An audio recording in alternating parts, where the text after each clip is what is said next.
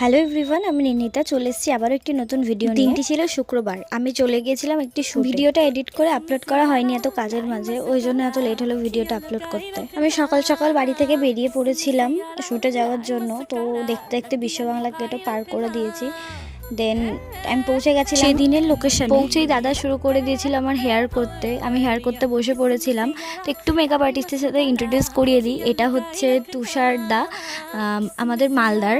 তো ভীষণ সুন্দর মেকআপ করে, ভীষণ সুন্দর। তো সেদিন ওর একটা ক্লাস ছিল, একটা সেমিনারে অ্যাটেন্ড করেছিল, তো সেটার ক্লাস ছিল। তো ও আমার ওপরে হেয়ার প্র্যাকটিস করেছিল আর একদম সিম্পল একটি সফট একটা মেকআপ দিয়েছে। অনেকদিন পর দেখা হয় দাদার সাথে, ভীষণ ভালো লাগলো। তো আমরা মেকআপ করতে করতে গল্প করছিলাম আর তুষারদের দিকে আমার মেকআপ শুরু করে দিয়েছিল। আস্তে আস্তে ও ফুল প্রিপারেশন নিচ্ছিল। এই যে কথা বলতে বলতে আমার মেকআপ ফুল কমপ্লিট হয়ে গেছিলো।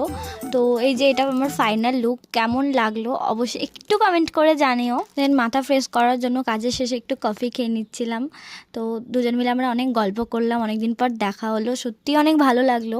আর দাদার বিহেভিয়ার সত্যিই খুব সুন্দর আর দাদা সত্যি খুব ভালো। তো সেদিনের মতো দাদাকে টাটা করে আমি বেরিয়ে পড়েছিলাম। বাই।